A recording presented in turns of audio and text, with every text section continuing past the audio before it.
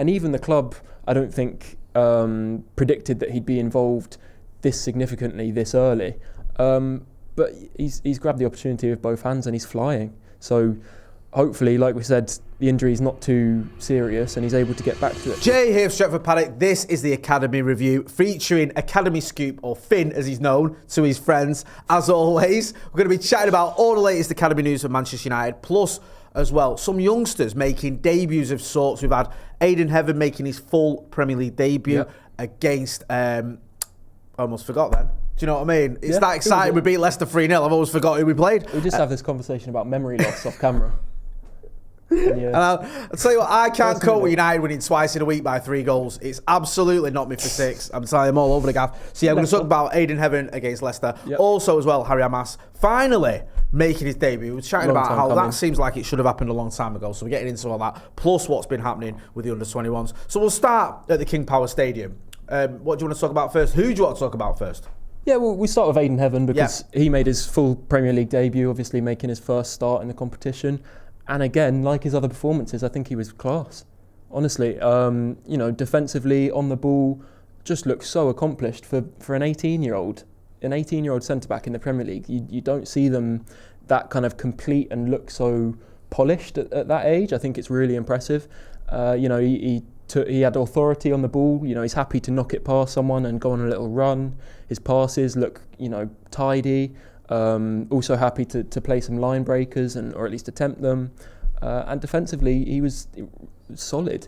He made that double block. Was it in the first half? At the end of the first half? Yeah, I think it was. That was, bailed out United, who otherwise had been pretty shocking defensively. At times. I've just been so impressed with him. Obviously, really unfortunate for him to get that injury in the second half. There have been some suggestions that it's actually not as serious as initially feared, just maybe a really painful one at the time. But I believe there's no kind of permanent damage, no breaks. Or they'll do more tests and we'll find out properly this week. But fingers crossed it's nothing too serious because he's flying. Since coming in January, just the £1 million fee, I think that represents amazing value. He looks like a fantastic signing. No, I completely agree. I just want to go back as well a little bit, if I may, to the Real Sociedad game. I was very impressed with him there as well. I thought there was a couple of occasions where Andre Onana gave him the ball and there was a bit of pressure on, and I was a bit annoyed at the time. I was like, why giving it him there when there's other options who haven't got Sociedad players surrounding him? But he showed that composure, what you mentioned there, and just looked so assured. I can't believe this kid's 18. Yeah, it's amazing. Like I was aware of him for a couple of years at Arsenal, knew he was highly rated, but even talking to people kind of who had a better understanding of him at the time, there were concerns about the defensive side of his game, and people saying he's still very raw, it's going to take him a long time to get into the swing of things. And even the club, I don't think predicted that he'd be involved this significantly this early. But he's grabbed the opportunity with both hands and he's flying. So hopefully, like we said, the injury is not too serious and he's able to get back to it, because he's not only doing well for himself, but I think he's genuinely making a positive impact on United as a team. I think there's a different feel to the defensive line, and especially kind of the build-up on that left-hand side in the deep areas. I think he's made such an impact. So yeah, a massive positive and a big win for the recruitment people who were responsible for bringing him to the club, because it's so rare to find that kind of value in the market these days for a young player. So yeah, just positives all round. You mentioned it when we signed him. You said you saw him as being cover for Lisandro Martinez. Martinez gets injured.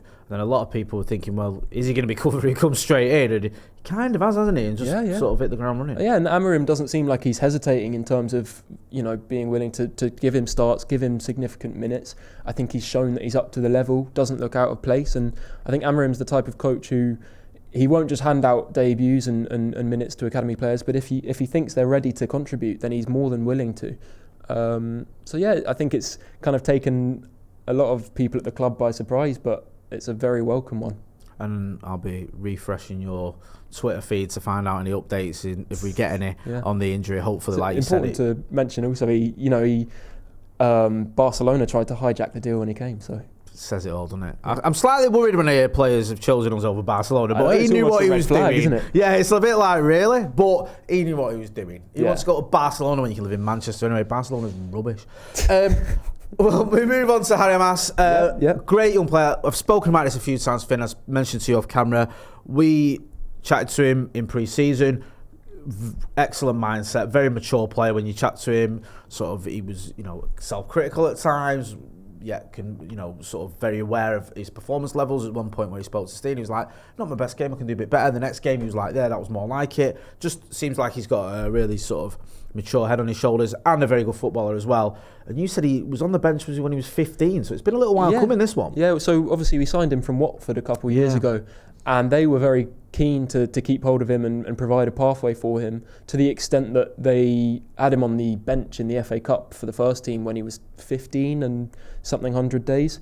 So, he's been in and around a first team setup for almost 3 years now. So that's why I said yesterday when he made his debut, it's been a long time coming, even though making your debut at 18 isn't anything to laugh at. But, he's had to bide his time, and especially considering how kind of ready he looked during the pre-season tour. I think a lot of people were thinking at the time that he'd kind of hit the ground running for the first team and come in straight away, especially with Luke Shaw's injury concerns.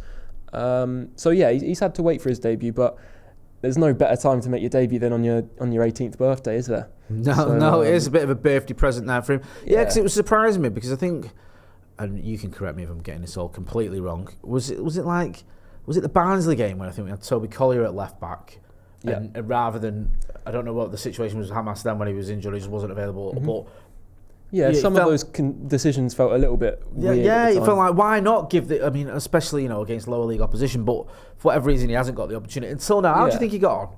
I think he looked, he didn't look out of place. Yeah. On the ball, he's always going to provide you with kind of that retention and that comfort, especially in the tight areas. He's really kind of nippy and can manipulate the ball well.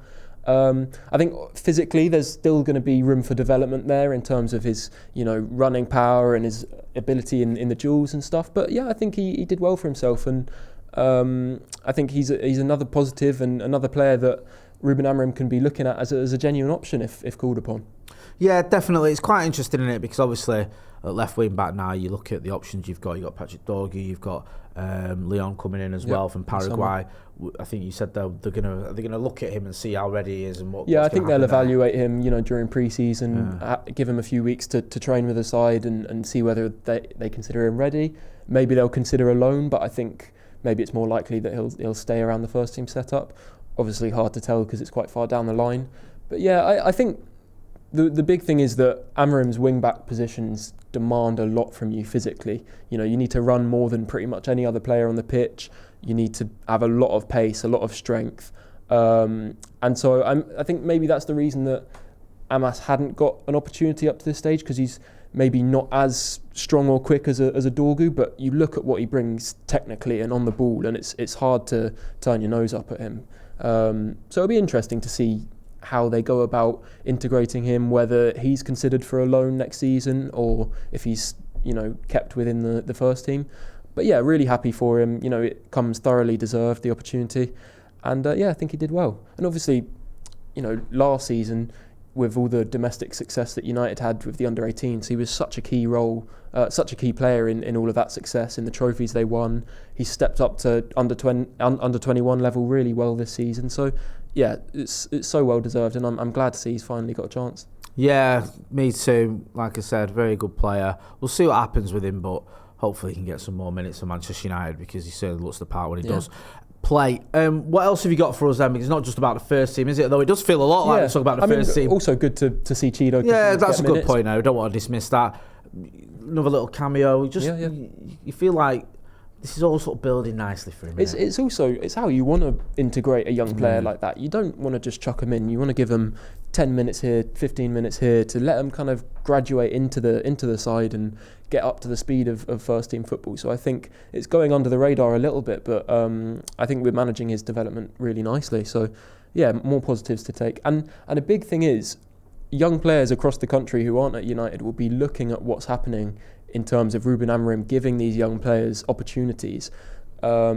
the dire situation that we find ourselves in with the first team, with where we are in the league and how we've performed this season, can actually be twisted as a little bit of a positive for the recruitment figures at United, because they can talk to a young player and say, look, the pathway's there. If you're good enough, then you can come into this team, because there's going to be probably the biggest squad reset we've had in recent memory. So it's a kind of great advertisement for other young players across the country to say, there's an opportunity for you here at United if you want to join. So yeah, really loads of positives to take from it. I don't like this. All these positives. Too positive. Talk about the first team. I'm used to you being positive about the under-18s and the 21s, but now we're being positive about the first team. Seeping into the first winning team. Football matches and loads of young players doing really well. It's pathetic. What's that about? I know. Need to pack that in. What else have you got for us? Yeah, so we had the under-21s playing on Friday against West Brom in the PL2. Another really good game. You just look at the quality of the side that Travis Binion put out before the game, and you knew it was going to be a tough one for West Brom. There was no under-18 game that week, so Binion was able to pick from both squads. It was kind of a great combination of the two squads. Sorry for West Brom. Yeah, you did looking at it. You had the likes of Kakonki and Monroe at centre-back, just giants and really good on the ball. Sekou Kone in the midfield, who's obviously come in with a lot of hype this summer. The Fletcher brothers ahead of him. Bendito Mentato on the right.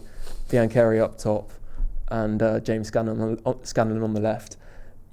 So much quality in that side. So many goals in there.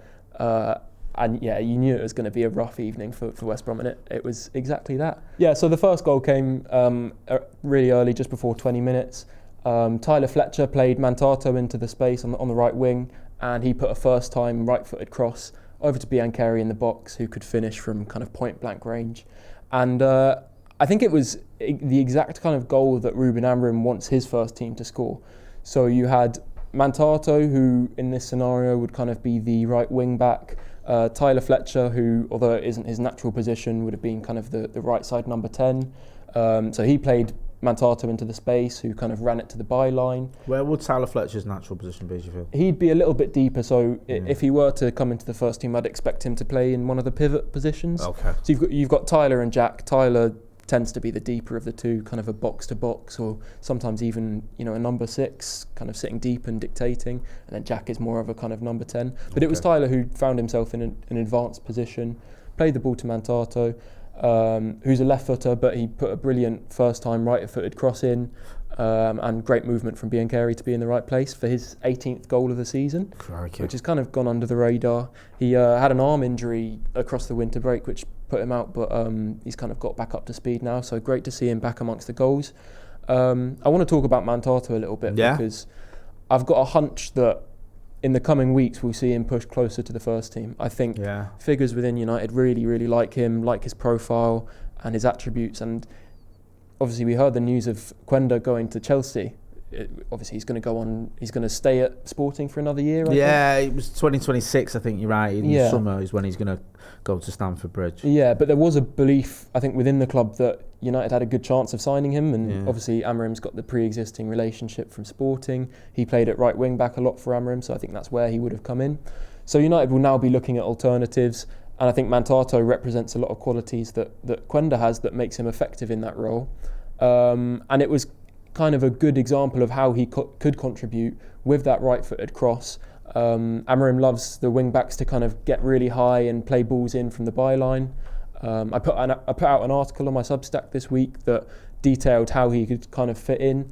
And I'd say just, don't be surprised if he is one of the players that's pushed close to the first team in the coming weeks. Next it was James Scanlon amongst the goals. Kakonki played a brilliant ball over the top from deep, cut across by Sam Murray from left back. Biancheri was there in the box and he couldn't quite get his effort off, but it fell to Scanlon, who finished first time with his right foot for his 18th goal as well, so tied with Biancheri there. He's had a brilliant season and another one that's gone under the radar a little bit.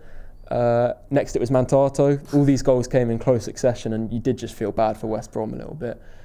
This time Biancheri turned provider for Mentato, played him into the right side channel, and he kind of cut into his left, sent his defender the wrong way, and then finished high into the near post.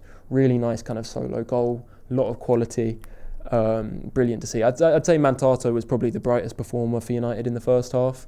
He came off quite early in the second half just because he was also injured recently, so coming back up to speed, back to fitness.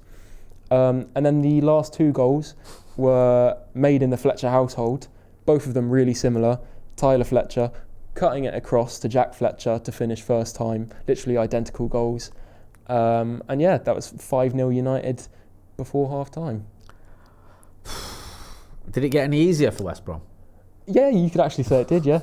I'll mention Darren Fletcher was in the stands to watch those 2 goals, so can't be many better feelings than seeing your 2 lads linking up for a Manchester United Imagine goal. that. Yeah. Honestly, that must be like a dream, especially when you've played for United as well. Yeah. It's just like, and you see your lads doing that. Yeah. That's phenomenal. It'll be great to see the Fletcher brothers make the first team. Yeah, they'll be hoping to win the FA Youth Cup this year, which will be the first time at United since the Keane brothers to win it, I think. Right, Will and Michael, when was that? Was that the 2011? 2011 team, wasn't it, with Pogba and Ravel and all them lot? Yeah. So that'd be amazing. It's a special feeling. Yeah, the second half things slowed down for United a little bit.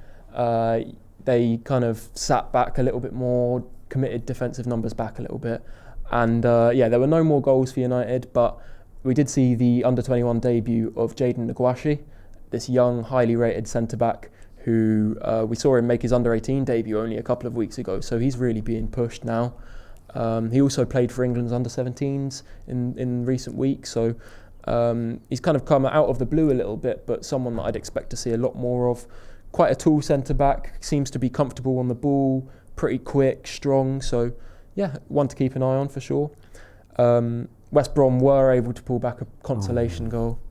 Unfortunately, Sekou Kone conceded a penalty. He'd been pretty positive, always looking to play forward on the ball, move his team up the pitch.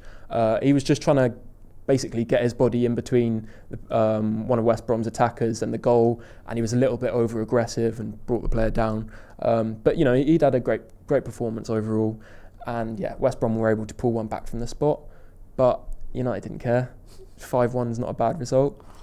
It's not much, is it? You can't really moan about that. But when you were sort of talking through the team now, and these are players I hear you talking about a lot. Yeah. And I think, you expected West Brom to be in all sorts of trouble. It was always going to be a tricky one for them, yeah. But yeah, massive result for United, and they remain in the top half of the PL2. So happy days. Happy days indeed, and all eyes as well will be on the FA Youth Cup moving forward. How are we doing that? Can we win that? Because I know, obviously, for people like yourself, you watch a lot of academy football. There's more to it than just the FA Youth Cup. But for novices like me, that's the sort of thing that you look at. You go, how did you get on in the FA Youth Cup? And I remember, I've been to a couple of FA Youth Cup finals and been fortunate enough to see United lift it. And I think I've been to 3 actually. I remember, was it 95 when Terry Cook was I think we won it on penalties against Spurs. I can tell you. Yeah, there you go. There's one from the memory banks. Yeah. We'll be playing Villa in the next round. At Villa Park? At Villa Park. I think we'll go into that. Yeah. I think me and Aaron McCall were chatting about that the other day. Yeah, we're going to try and get down there. When is that? Unsure of when it is. I don't think they've agreed a date yet. Right, okay, that's fair enough. I don't expect you to know if they don't. But when hopefully we can make that work. Yeah, we'll get down there. It'd be good to see you down there. It'd be great to have a big away following at that game because, United's away support did well at Arsenal to come down, make the trip to the Emirates. And I think it meant a lot to the boys. So to have the same against Villa would be great and a really good help to get them into the next round. So, definitely, and if you can get there, when we find out those dates, we'll let you know. And if you can get down there as well, that'd be great. So, like Finn was saying, support the young team who are doing amazing stuff, aren't they? Yeah. Every time I chat to you, I always get sort of uplifted. But it's even better when United are winning. When the first team are winning, and then you throw in a 5-1 win over West Brom as well for the under-21s. I mean, it just doesn't get much better than that. Absolutely. Finn, I was going to say, where can people find you? You know where to find Academy Scoop now. If you don't, get a grip with your life. Just follow him on all your socials. He keep you updated on what's going on with the Academy team. Plus, he's going to be back on Stretford Paddock much more over the coming weeks and months as well. We've had him watch-alongs, podcasts and all that stuff. So make sure you're subscribing to the channel. That's been Finn. I've been Jay. This has been Academy Review. Thanks for watching.